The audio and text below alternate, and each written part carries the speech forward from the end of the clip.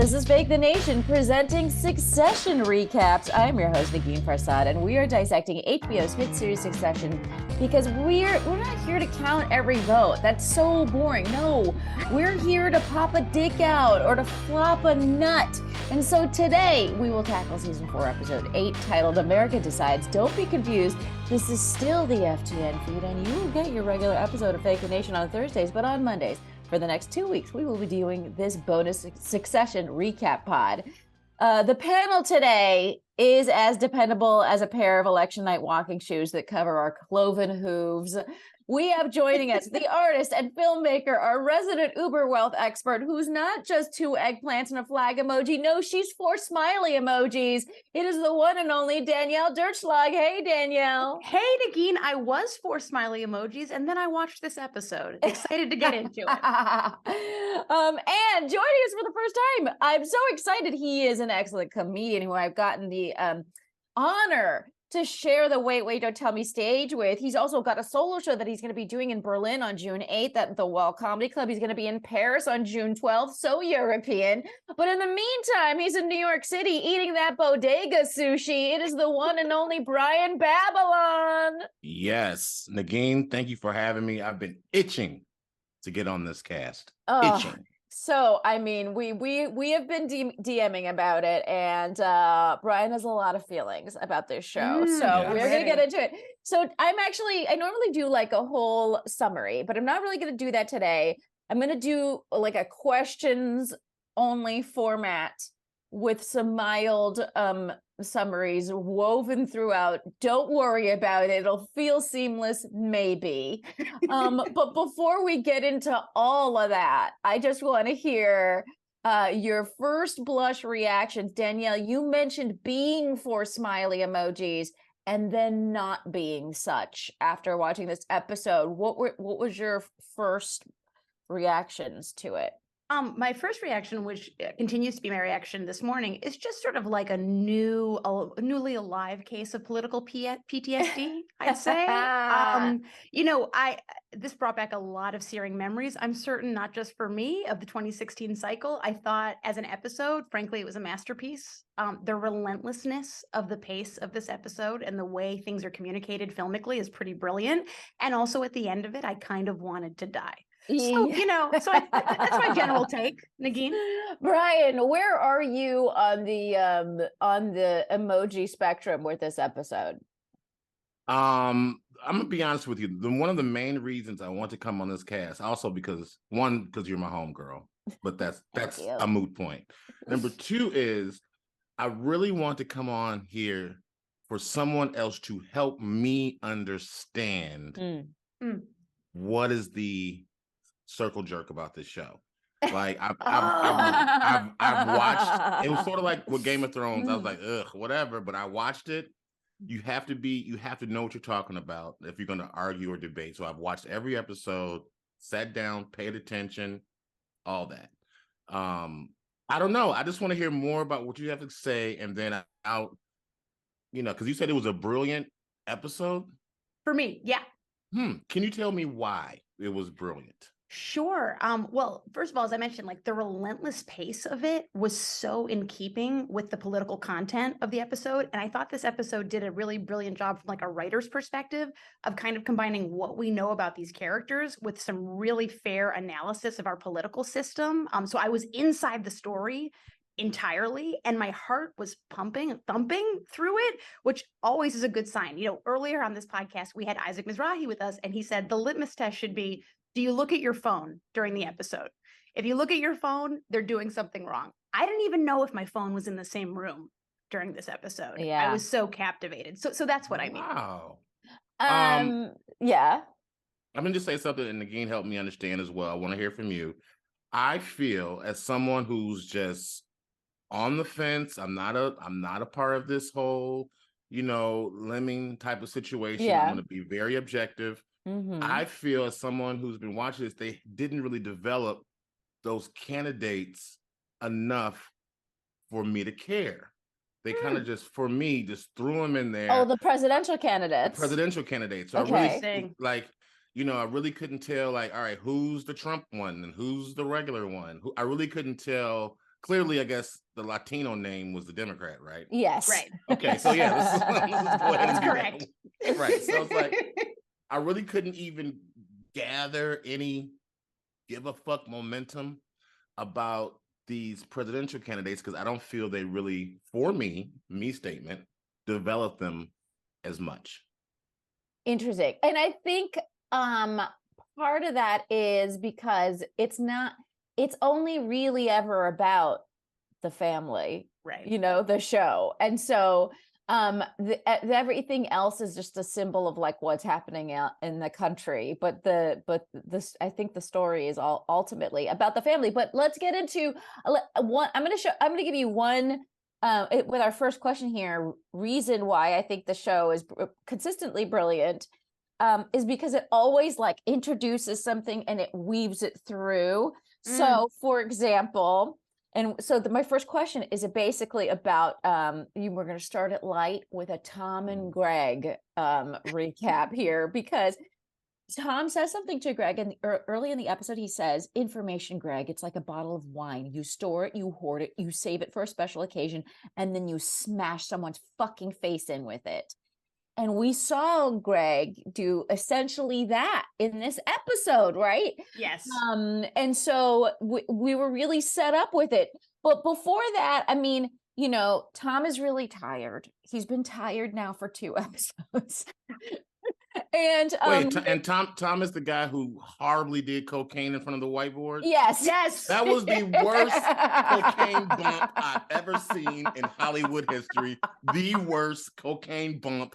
He did like it sort of like a toddler wiping his nose. That was a horrible cocaine bump. Yeah, it was a horrible place to do cocaine is from the whiteboard. If you are running this company, you should be able to do some blow at your desk, not giving a fuck. Just Go like ahead, pour it out onto your desk, form the rails. Yes. And I love what that I Brian loved- wants a more comfortable context for Tom's cocaine intake. I love it. Yeah. And also, well, so the other funny thing about that moment is that basically he peer pressures Greg into doing cocaine with him. And then he's like, come on, Greg, it's medically good for your brain.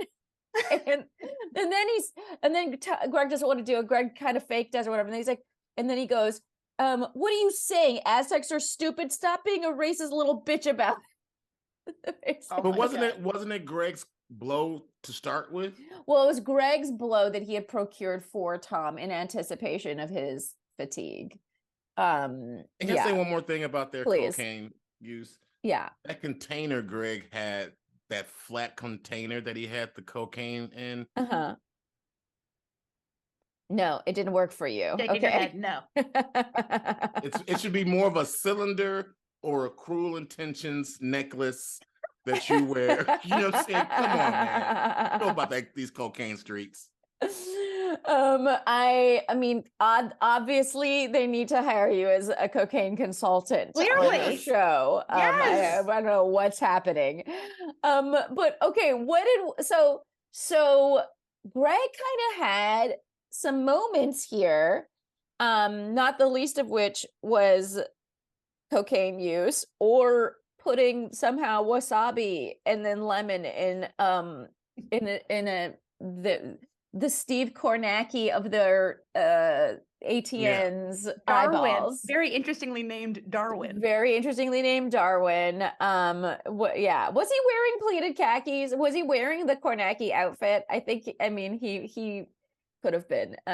If he wasn't, it felt like he was. Yeah. I mean, I think Kornacki is who has low-key dog whistle sexual undertones in his outfits. The tightness, the tightness of Kornacki's clothing is low-key if it's sex it sells. I want to say Darwin did not have sexual energy in any way. I want to say that's right. Yeah. So Danielle, what did you make of Greg and Tom in this episode, and where kind of Greg goes with his stuff? Well, I thought this was actually in this season one of the most compelling Greg episodes, if I can put it that way. Yeah. We really got a Gregisode. a Yeah. Gregisode. Yeah. As a Gregisode, I thought it was pretty dynamic. The moment of triumph for me with Greg here is when he clocks correctly that Shiv's threat to him is entirely empty. That she has nothing she can really do to him if he tells her brothers that she's in cahoots with Matsson. That's an amazing moment of growth for Greg. He now understands this system well enough that he can spot what's a real threat and what's a false threat. I also just want to point out, Greg, I kept thinking about his night with Matsson that we only get described in these little tidbits, right? And I wrote one down because it's so incredible. Let's hear it. He says to Tom, "This crew knows some unseemly venues. I danced with an old man. He didn't want to dance, but they made us dance." Right? So here he's coming and then he says, like, I drank fluids that were not meant for drinking. Right. Yeah, it's like I drank things that aren't meant for drinking. So basically, this man has been physically and emotionally tortured for the previous 12 hours. Right. And even within like the haze of that trauma, he's able to still do some pretty successful strategic thinking around his own power position. And even though I walked away from this episode, frankly, thinking, fuck every single one of these people, fuck them.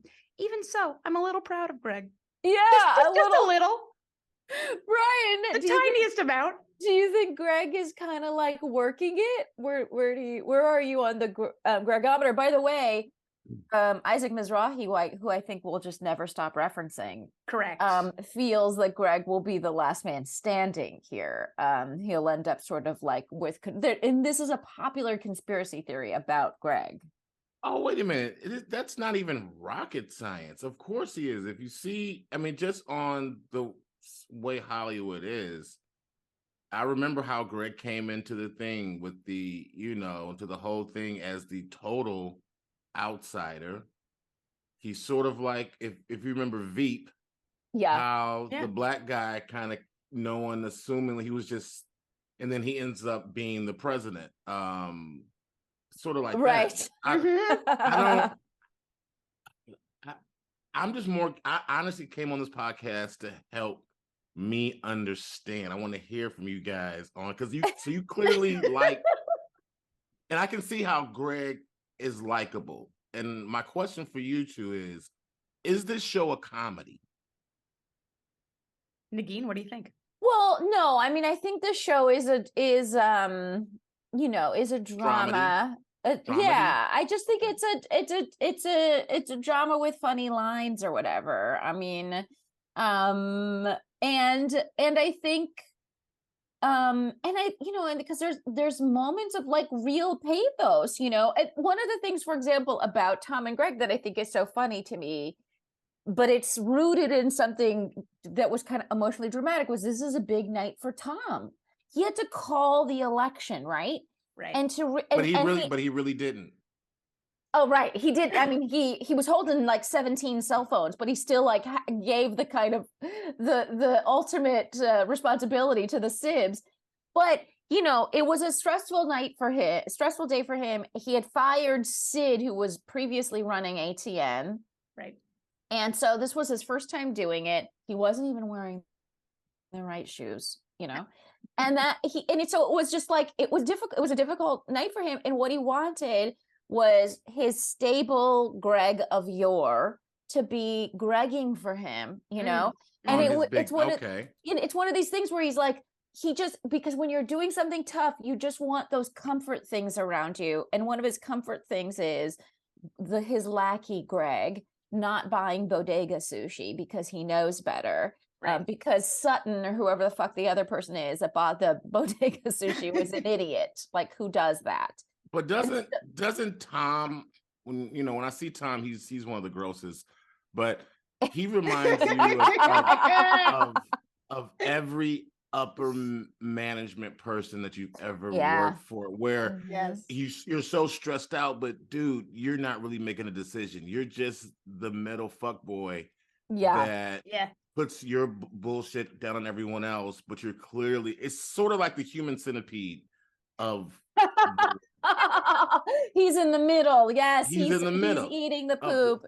and shitting the feeding food. poo and shitting. Right. Yes. Okay. God, Love that's a accurate. Human Centipede reference, a movie Yes. that I refuse to watch for the rest of my life. Yeah, you know what? I've never seen that movie, but know enough about it to give that reference. We I all feel do. eloquently We all in do. my time. That's right. I know. I think it's like 3 people saw that movie and then told everybody, 3 people saw Yeah, that you get it. movie, 100 million people saw the trailer, and then everyone was like, no, no, thank you. That's right. Well, can I ask you guys one more question? Yeah. I mean, it's gonna be a lot of questions. That's great. Is there a low-key homoerotic thing between Greg and Tom?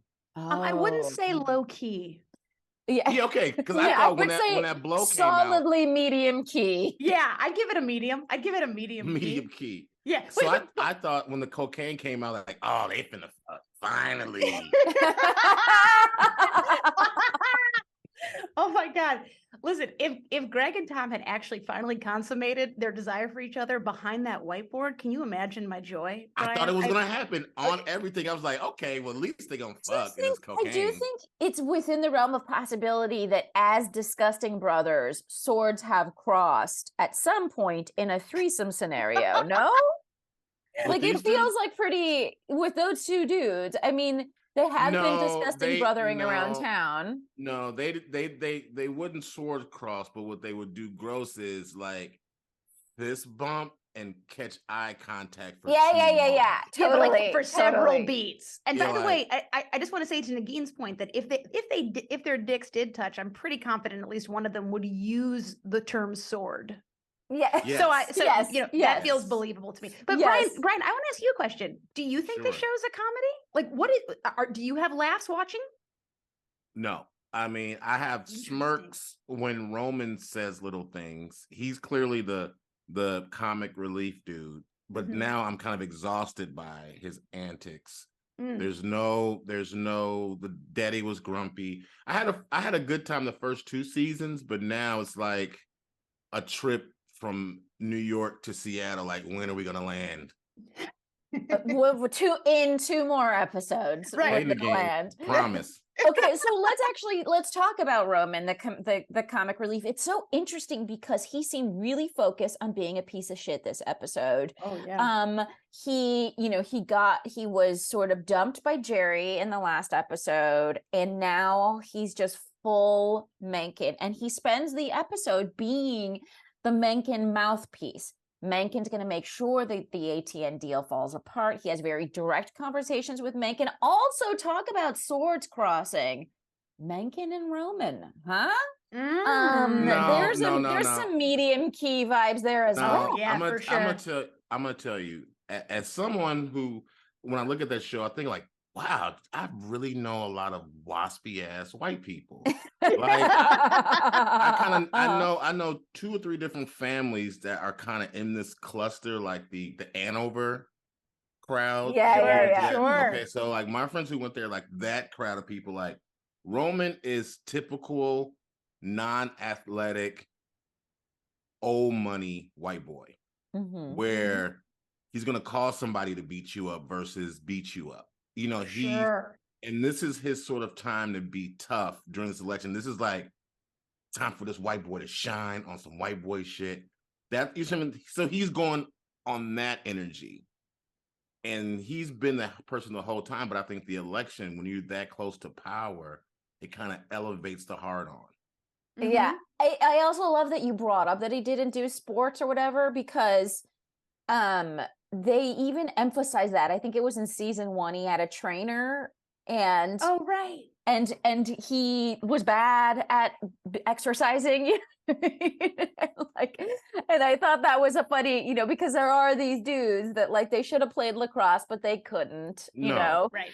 His shoulder blades, he has very weak, you can tell he has like weak shoulder blades. There's no sports. It's sort of like the hangers you see in the toddler section at Sears back in the day that barely could hold a shirt. That's what Roman's shoulder blades are about. Brian, I want to say that current toddler hangers are also the same shape as they The same, were yeah. from You back- Sears. They didn't do much innovation in toddler Yeah. hangers. I believe it. The Yeah. 1980s Sears ones. Yeah. But he's operating on such a. It's funny because they started out season 1 with Roman being like a real piece of shit because Danielle, we've talked about the scene with the baseball game and him paying the fan. Which I will never forgive him for. Yeah, for which and it's you never forgive him, and in this episode, you're reminded why you should never forgive him, right? Correct. He is the guy that just dangled $1 million or whatever it was, 10,000. I can't remember how much money It was $1 million. It was $1 million. $1 million. I was like, it was either $1 million or 10,000, which are wildly different. Wildly different. But he's that guy that dangled this kind of money in front of this poor, like longing family, and then took it away, and it was not a big deal for him at all. And in this and then throughout the season, we see him having like feelings and dimensionality throughout the series. And in this episode, we're back to he's cruel. He has a capacity for cruelty. He doesn't care. It's all about naked power. It's all a game. He doesn't take anything seriously. Well, you see what turns him on sexually, that old lady doing mean things to him. Jerry. He's clearly that type of, and I'm gonna break this down to race, because a black dude like Roman would be something else. It's little dick white boy energy. Like pinky dick, you know what I'm saying? Where where he would need like a Caribbean woman to set him straight, or like some super ethnic woman to set him straight, like, or he's just gonna run amok. It's interesting that the closest I feel like we got to that energy from a woman with him was that woman the blonde one. I don't remember that character's name. Danielle, do you know who I'm talking about? Yeah, she had curly hair, and they met at Tom's disgusting bachelor party where she gave Tom a blowjob and then forced him to eat his own semen. She later became Roman's girlfriend. What a fun world. What a fun time. I'm honestly, and I'm not even trying to do any dick contest. This whole show has such little dick energy. Like, everyone, even the Elon Musk dudes, his dick is like Nordically medium. You know what I'm saying? Everybody else has little dick energy, and that's probably why the show is annoying. Listen, Brian, I don't want to get too far into dick details, but let me just ask you: is Nordic medium American large? That's my question. No, that's Nordically a really great medium, question. Like, Nordically medium is like Milwaukee, okay.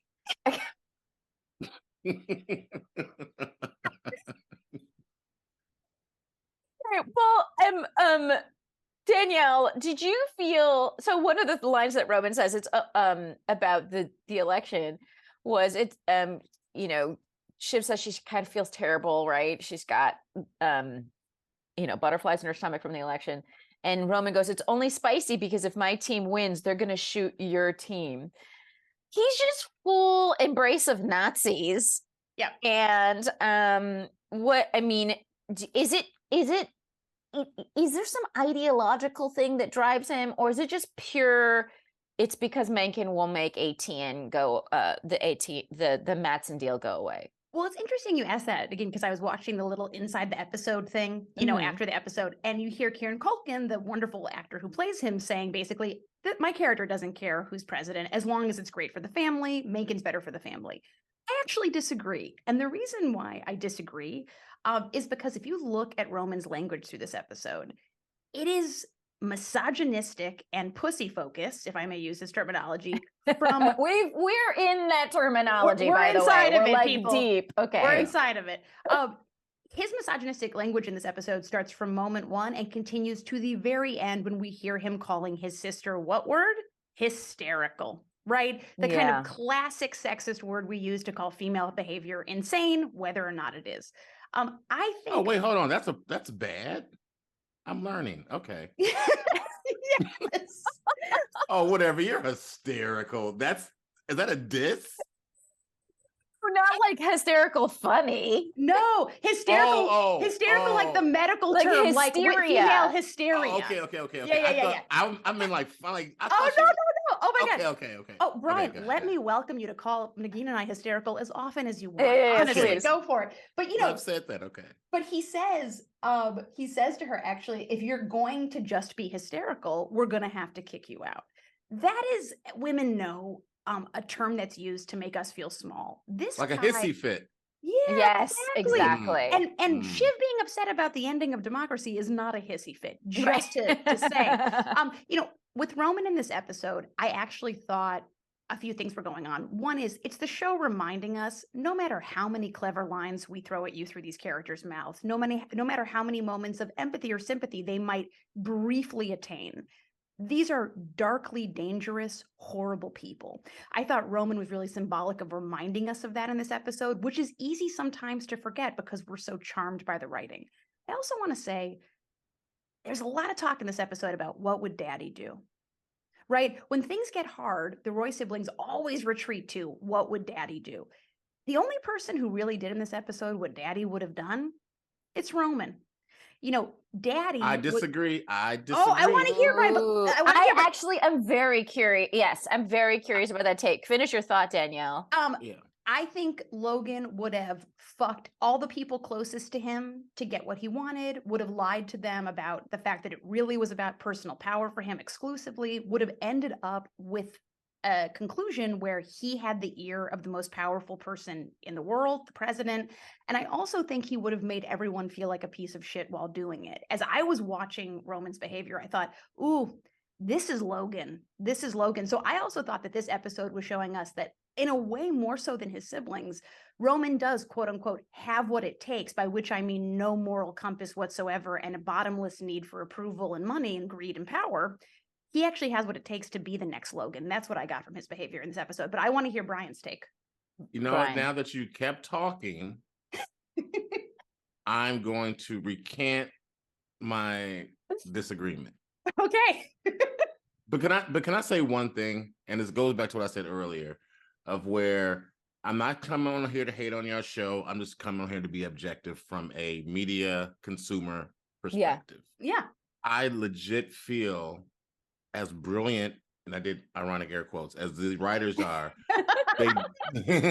they didn't really lay down the stakes for the election. I feel they've been doing all this drama, and then all of a sudden there's an election night. You really didn't know like where the electoral votes setup was. That fire in Wisconsin, that didn't really, I understand, but what, you know what I'm saying? They really didn't lay the groundwork for that to really make the stakes get it. I get it. Bad guy's going to win the election, but the X's and O's of how you get to that situation, I feel that they didn't do a good job. And secondly, this is a question for you two. Help me understand what is the time frame. How long is that body gonna be on ice? Right. When is that motherfucker? So much shit has gone. There's so many questions about time frame, because I mean, basically, dude, they've done so many things. The election, that they went to Europe, the party. Right. This body has been on ice for like James Brown amount of time. You know how James Brown went on tour when he was dead? When are they gonna put that daddy in the ground? How long was James Brown on tour with Yeah, his good question. body? It was like, it could have been like 6 weeks. It was. Oh my God. I can Google that and have it for you by the end of the show. Have your producer look that up. It was a good chunk. That's hilarious. No, so the timeline in this season is actually one of the more like crazy things about it, I think, because what they have to keep reminding us is that Logan has just died. We're like day 6 or 7 or 8 or whatever. We're like, it's been like a week. It's a week. It's been a week that any of this has happened. Oh, by the way, it was more than 2 months. Yes. That he was on tour with his dead body. Okay. Wow. Amazing. Fucking crazy. James Brown. Jesus. James Brown. So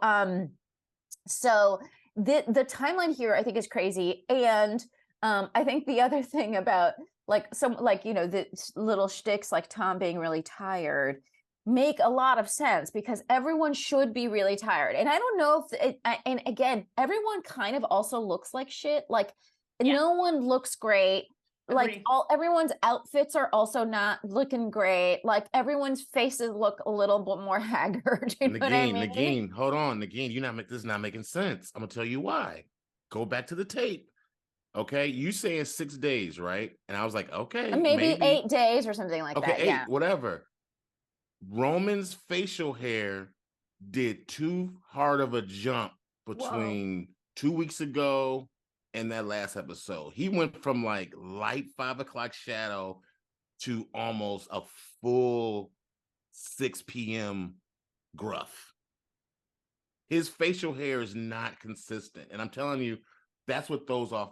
It's the little things. That's what throws off his timeline. I haven't actually paid attention to Roman's facial hair. That's something that has completely escaped I can't even tell you what his face was doing. It's a fascinating point, though. Maybe if we shaved Negin, we would really notice that. Yeah. This is something that this is where male privilege, okay, comes into play, obviously. Hello. Mm-hmm.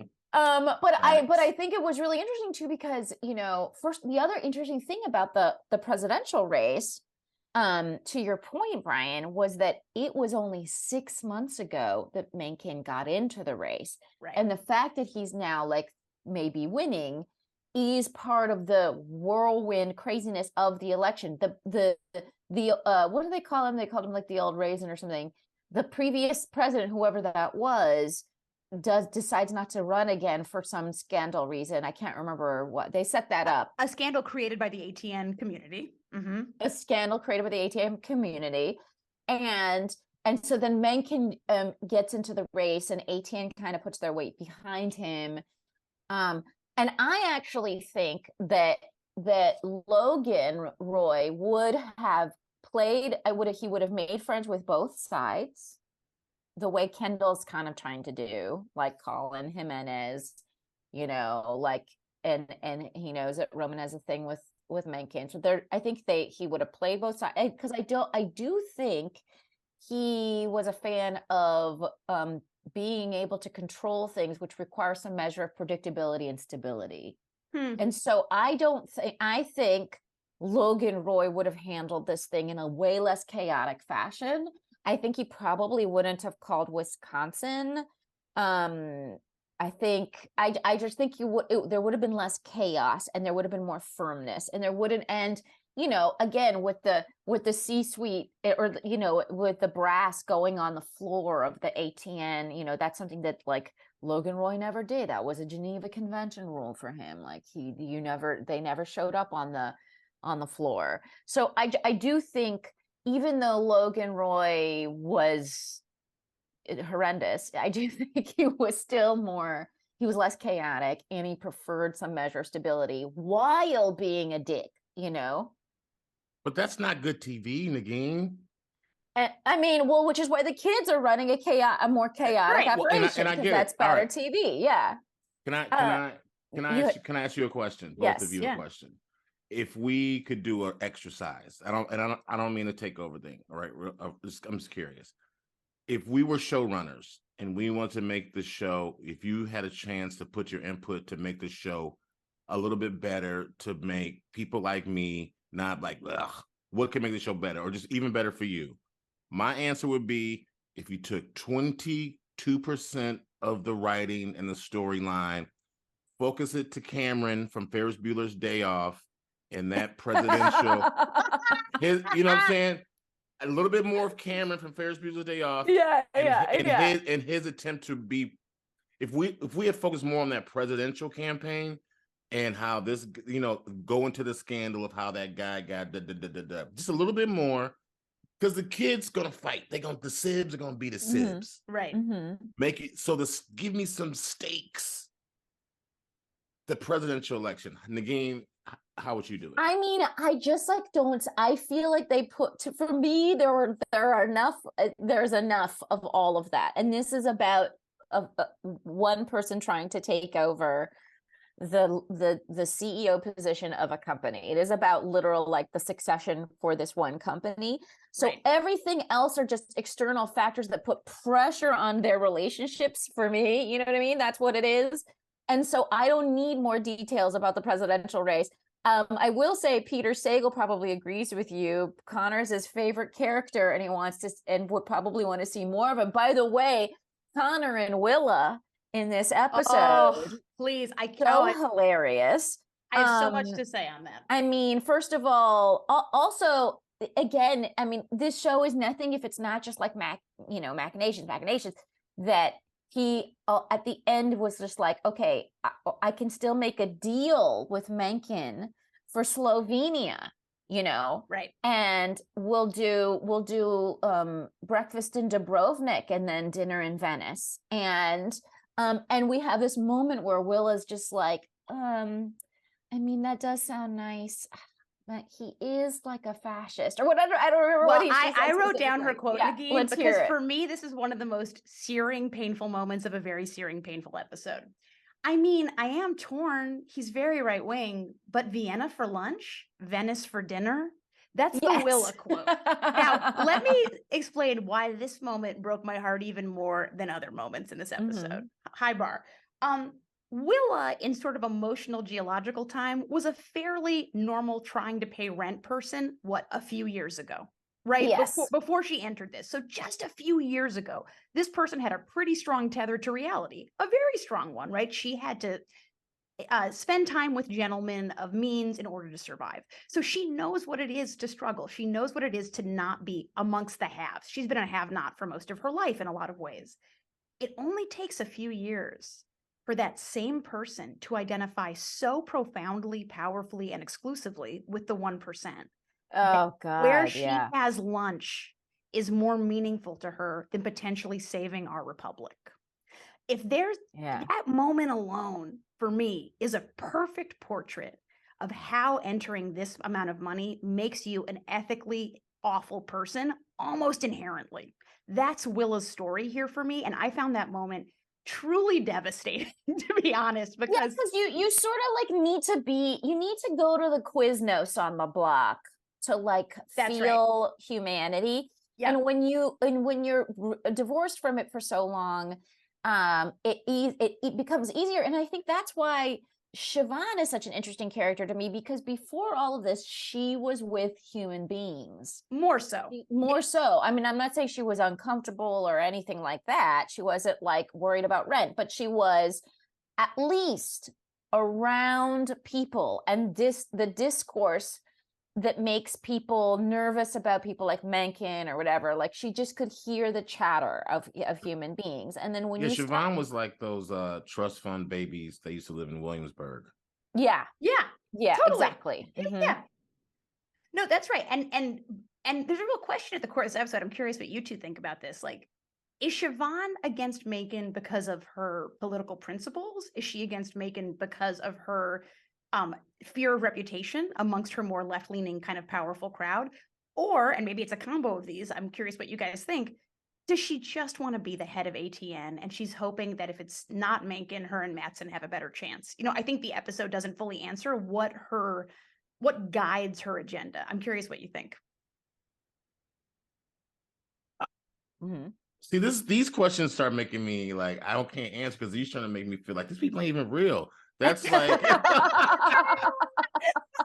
like I start thinking like, man, I'm trying to really think this bitch ain't even real. So it's like, we're asking, where do we think the writers are going to go with this? Right. Because you have 2 episodes left, you're trying to say, or are we doing fake analysis off of a person that we see on TV? Because we can do that too. We're doing fake analysis off of a person we see on TV. So I have to associate that with a real person. So I think the closest thing to that is Ivanka Trump, where she still is, she's still got dickhead DNA, right? But you can tell she's like, because I have friends who go to college with her, still talk to her and stuff. So she's fully aware of what the fuck's going on, and she's gonna do things to push herself back. Because don't trip, she might legit be the first female president. Ugh. And I'm not even bullshitting you. I'm trying to tell you, you guys stay in this. I'm in these streets and flyover country, and I'm gonna tell you, that's gonna be your first female president. I hate to say it. Oh my God. Your face was real. I mean, your face was real. Like, Trump's gonna lose. Who's gonna be and you heard it here on Fake the Nation. But you know what? I think the Ivanka Trump comparison is really, really apt because Siobhan spent so much time being a real person, like developing cred, developing a reputation, you know, and to be being left leaning. Like Ivanka Trump was like pro-abortion, pro-choice, you know, general democratic values or whatever, right? Like it was distasteful to her to join like her father's ideological party.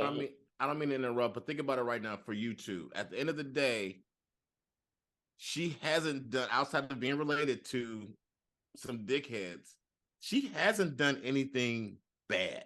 Incorrect. I mean, I mean, out of everyone does things bad, but you know what I'm saying? She's like, you can live give her tweeted to the January 6th insurrectionists, "Go home, patriots." She's also been hiding evidence from the DA in New York for months. I think her hands are as dirty as they I can think be. she's probably done a lot of bad things. Yeah, she's done a lot of bad things, but you understand what I'm saying? It's like, if you ask your average Joe on the street, like, well, she has that sweatshop, but you know, hey. Right. Hey.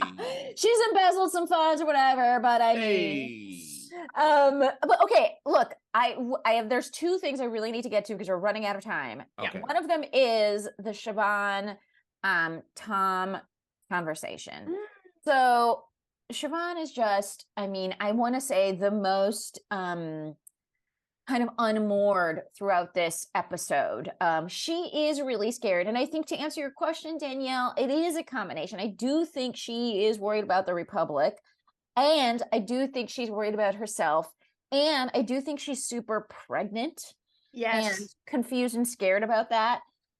So she does a pull aside with Tom and tells him, basically, it's like, look, my dad just died. Again, a reminder of the timeline. This is all very fresh. He's still on ice. Right. And you saying 6 days? Yeah, something like that, a week. Okay. And she says to Tom, like, look, my dad just died. Can you just give me a break? Basically, I'm sorry for the fight we had last night. Let's just she's kind of like, I need you and me to be cool tonight. I'm like losing it. Also, I'm pregnant with your child. And his response is that even true? Like, is this a position? Is this a game? Like, and which is also fair because he's been dicked around for so long. Everything with them has been strategery and not feeling. So Danielle, did Tom walk away even thinking that he's going to be a dad or what? I think the question of it, the kind of idea of it, is now implanted in his mind. But I want to say, first of all, I would have had Tom's response. You know, coming off of what his experience of this family is, of course he thinks it's a ploy. And by the way, even though it's medically true, she's pregnant, I'm not convinced there isn't some strategic element there for her to tell him in that moment. Remember, the Roy siblings are coming onto the floor against the rules. They're all coming at Tom with their separate agendas. She has an agenda for Mencken not to win tonight. If Tom really believes and understands that he's about to be a daddy, which she knows is one of his great wishes in life, he's more likely to be sympathetic to her strategic needs. So I think it's partly emotional for her, but I also think Tom's partly right. How much he believes it, God, I don't know. I mean, probably 50-50 at this point, and I don't blame him. Yeah, no, it was so confusing. I mean, Negin, Brian, where do you feel like these people will end, these fictional characters? Yeah. Who don't exist. Yep. Where do you have any predictions for where they're going to land? I don't know. I mean, I'll let it. But here's my question to you, and I'm trying to get this timeline down and help me understand. Haven't they like break up twice in post daddy death? Yeah. Haven't they Yeah. had sex? Haven't Yeah. they gone to Europe? Yeah. Haven't they had this little bite thing that they were Yeah. biting? Bitey. Yeah. Bitey. All that's happened just in 6 days. Yeah. Nikki, come on, this timeline is weird. It's been, it's I don't so know. much. You have to so much embrace. emotion. You I know, just I get have it. to embrace. And I'm fine. I'll do that. But you know what I'm saying? Like the emotional, that's too much. You can't go to Europe. You can't do all those things. Well, I mean, with PJs, you can go to Europe and back. Also, Brian, this is why everyone's so tired. This is why everyone's so tired. Also, Tom is receiving this information and he's just done a mediocre the Coke. worst bump. The worst bump of Coke. And also he says, I mean, he's just fucking saying, he said about the dad, he says, you hated him, Siobhan. Well, it was complicated, but sometimes you certainly hated him and you also sort of killed him. Oh. And then he goes, sort of. And she's like, yeah, sort of is what I'm going to remember from that statement. And like, I mean, he's just gloves off, you know, and also he's tired and nuts and coked out. He's also about to be destroyed by the family and he knows that. Yeah. And he's also going to be destroyed by all of American media for making a call on the election, which we start to see, you know. Correct. Well, help me understand this. Why does this guy think his job is real? And that's my whole thing where I can't believe this is like, you know how you got this job. You know what you're dealing with. You know you're not making any real decisions. You are clearly just clearly a fall guy because you went into this thing about to go to jail for somebody for something you didn't do. So it's like, does he really, his pressure is like, oh my God, I have to be, what pressure do you have? He doesn't want to be poor.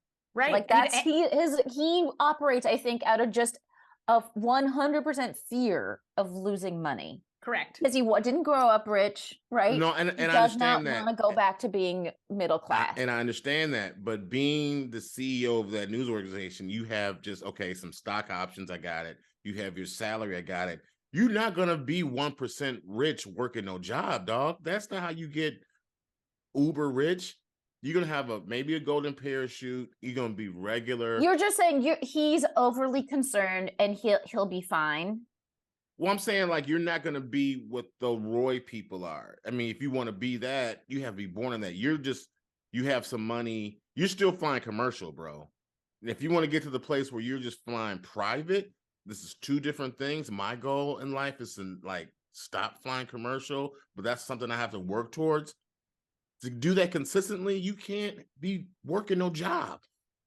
I don't care what your job is. I don't agree with that. You know, if you think about like someone the person who's running Fox News right now, I doubt that person flies a commercial. I'm pretty sure that working for the company you do, but you have to know you're never going to be the CEO of a company for the rest of your life. You understand what I'm saying? I mean, but also, I mean, there's a lot tied in for him because that's why, I mean, he is married to the daughter of a billionaire, right? So yeah, that he has more chances to make more money getting divorced if he didn't do no paperwork than he does to have the stress. I'm just saying the stress of a job. Well, first of all, we know that he signed some pretty damning extensive prenup paperwork, right? Because that was a plot point earlier on. So my belief is he probably would not get a lot out of a divorce, and he knows that. But I also think, Brian, we shouldn't just think in economic terms. We've got to think in power terms. You know, for years now, Tom's been in that room with the vaguely 40 most powerful people in America because he has this job and because he's tethered to this family. He doesn't want out of that room. There we go. This is a guy who wants to be in the room where it happens. That's also you know, if he's not the head of ATN and if he's also Shiv's ex-husband, even if he has enough money to live what we would call comfortably for life, whether or not Tom agrees, separate issue, he's not going to get back in that room. And then he's just, honestly, Connor, right? He's just like a guy with some ideas and like a nice suit. A shitty vineyard in Germany or whatever. You know what I mean? No, but okay, Connor is in we have the time family. for just one. Yeah. We have one more question I have to get to before we close this up, which is Kendall. So Kendall and Shiv, had two very interesting scenes. The first one, Kendall was oddly, and I feel like for the first time, very honest and vulnerable. He just said flat out, I want to wear the crown. Right. I want to run this solo, but I also don't want that to fuck up our family dynamic. So I want to be honest about that. Also, I feel threatened that Roman is in bed with Mencken. Like, why are they so tight? Can you basic, and this led him to say, can you call Jimenez and basically can you call Nate and get more concessions to make sure that we can kill this deal if he becomes president? And she's like, sure, totally. So they have this like honest moment where he kind of tells her what he wants. She pretends to call Nate. She doesn't actually call him. And in the next scene, Kendall's like, no, but like specifically, what did he say? And he's like, well, you know what? Let me call him myself. And he pieces together this phone call never happened. He sees Greg. Greg uses his information like a bottle of wine and smashes it in Siobhan's face. Yep. By basically saying, Shiv has been working with Mattson this whole fucking time. She's working against the deal. And Kendall comes in and they have an epic scene. Danielle, where are we all left? Well, I just want to start with where I'm left and what I wrote. I write notes for the episodes as I'm watching for the podcast, and I've rarely written the phrase "fuck Kendall" as many times as I wrote it during this episode. I want to say to America and the world, and to Kendall, this invisible person who doesn't exist, fuck you, Kendall. And the reason why I feel that way is because his cowardice, the way that he plays with a fantasy of being a good guy and his actual desires and needs, which are about just bald-faced sort of, greed for power and access. That conflict I felt the most acutely in this episode, particularly around his daughter, who is a person of color, whose life is going to be worse because Mencken is president. So already leading up to this conversation, I was thinking, fuck Kendall, fuck Kendall, fuck Kendall. Here's what kills me about this conversation.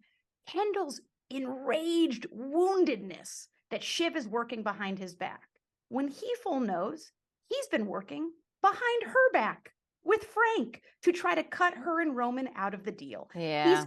He's furious at her for behaving the same way he's behaving. Right. What's the last thing we hear in this episode? It's him saying, some people just don't know how to make a deal. Fuck you, Kendall. Yeah. Fucking coward, right? So not only has his cowardice led to, in my view, probably the end of the Republic in this fantasy version of America that's violently close to our own reality, but also, I don't know if he realizes this in a full way yet.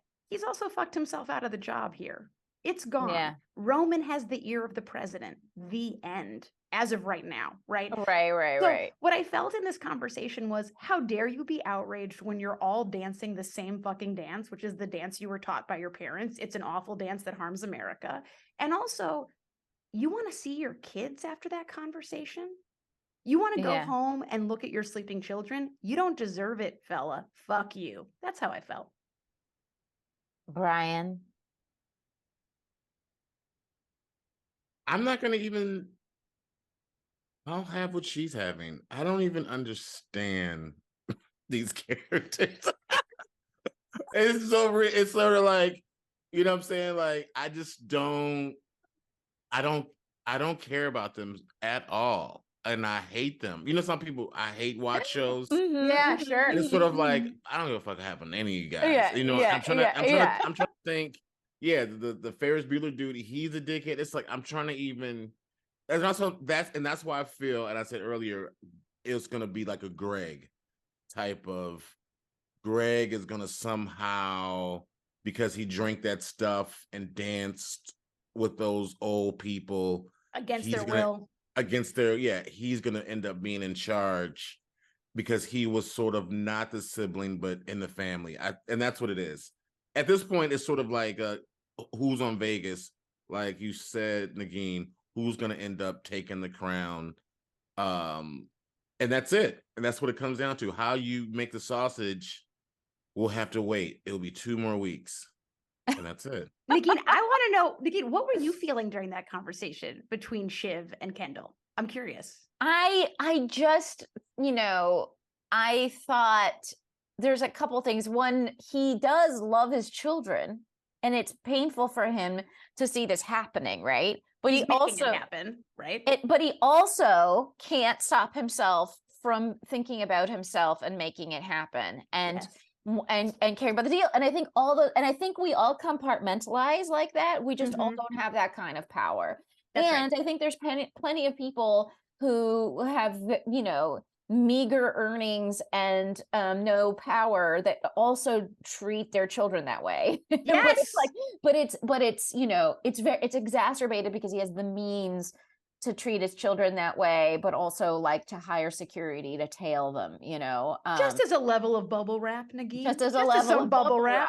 and I think, you know, so I think I think I think Kendall is a complicated figure. I think he also does wish that he had the kind of ideological purity to be like, no, definitely it needs to be Jimenez. Like he does. I think he sees that he's a piece of shit, and he also can't stop himself from being a piece of shit because he wants power so badly. So I think all of those things are true. I think just all of those things are true. And Yeah. so, and that's what makes Kendall such a great character. And also that's what makes Jeremy Strong such a phenomenal actor, because you see all of those layers on him. You know, you That's right. see that he has so much pain, he has so much desire. He has, you know, he has all of those things all at once. And it's incredible to see him, that Jeremy Strong, play it. So I don't know. I mean, I think here's where we're left with the season. Right. Shiv basically calls Max and is like, we're gonna fuck them really hard. I have mentioned this a million times, but the fact that Kendall kind of helped kill a kid. I was thinking about it at that moment as well. I mean, Shiv is gonna use what Shiv is gonna use. The right? fact that Shiv knows that we have lots of dick pics of Roman Roy that are circulating around, have been sent to high-powered women. Hello. I mean, she knows about dick pics. She knows about dead kid, you know, dead cater waiters. Right. She knows. She knows a lot. She knows a lot, and she could fuck people with that information. So you could shiv. Does she use that? Has she ever said I could shiv a shiv?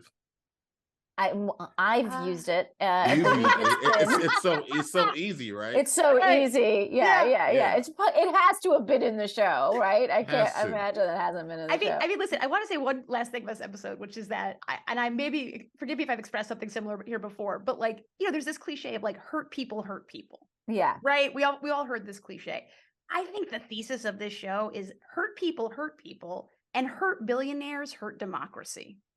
Right? Because you're right, Negin, all these dynamics that we're seeing exist in other families. People are dishonest and they backstab each other and they try to get, you know, Aunt Lydia's lamp after she's gone. In this case, it's ATN, you know, whatever it is. Right. These are all heightened human dynamics. But I think partly why I find the show so fascinating and why I think it's important to watch is because what it gets so right is that fucked up people exist everywhere. Fucked up people with this much access and power, they harm us. And this episode more so than any of the others. And I think the show's done that brilliantly throughout. But this episode, because it was the election, really landed that in a tangible, visceral way for me. And I think that Aunt Lydia's lamp thing is just, it is a really important point, because think in your own life. I have a friend, I'm sure we all have a friend, who, because of, you know, a friend of mine's mom died, blah, blah, blah. And she left like a small, like we're talking, I don't know, $30,000 worth. Because of that amount of money, there is an irreparable rift between my friend and her cousins. Happens all the time. And it happens all the time. And it's over such a, ultimately, you know, not that $20,000 is an insignificant amount of money, but just that, like, in the grand scheme of things, you lose your cousin because of $20,000. Like, but that's the kind of thing that happens with families all the time. Money is this corrupting force at every level. And because there's so much of it in this situation, it becomes an obscenely corrupting force. And by the way, we know this is about childhood dynamics and their personal pain. We knew already, but to remind us, Roman goes to his steak or chicken speech for why he Right. should be allowed to pick the next president of these United States. Do we need any more evidence, people? Yes. It's because he didn't get enough steak as a kid. Kendall always won. Makes a lot of sense for democracy. Yeah. And so now we all have to have a fascist. All right, Brian, any last thoughts as we say goodbye? 2 more episodes, right? 2 more episodes. And honestly, this goes to prove my point that the people at HBO have hard time dismounting on TV shows. I mean, I'm glad that you guys like this show, but because you're my peeps, but I just feel like I just watch this show just to be on this podcast. Literally, that's the only reason I have ever watched this show. Like, well, I gotta be informed. I gotta know what they're talking about. So you hear that, that's the Jesse only Armstrong? reason. We're bringing viewership to your show. To Jesse your Armstrong. show. Okay. Yeah. All right, folks. I again love to hear your thoughts. What is Shiv using with Mattson? Please hit me up with your predictions. I know some people hate predictions. I love predictions. Also, I love changing them all the time. That's the other fun thing about predictions.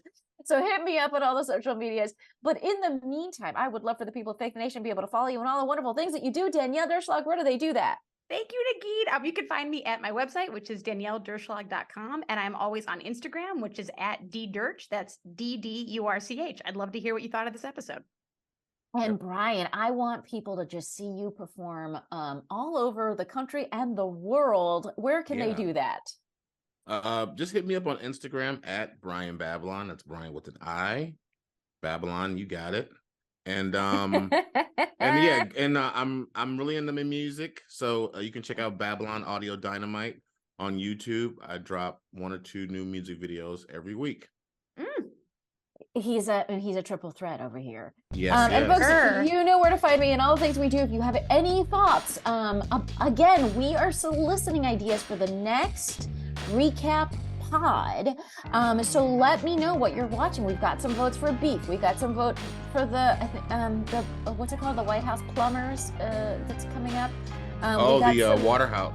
Watergate. The Watergate thing. We got some. We got some. Actually, it's hard to figure out where the consensus is here. So people, please keep emailing me. Let me know at fakethnationpodcast@gmail.com. Again, that's fakethnationpodcast@gmail.com. I've loved hearing all of your thoughts. Before we go, I want to thank everyone who makes the show a possibility. That's our wonderful producer, Andrew McGuire. Our fantastic theme music was written by Gabi Alter. And thanks to everyone at HeadGum for making the show a possibility. And we will be back in your earballs on Thursday.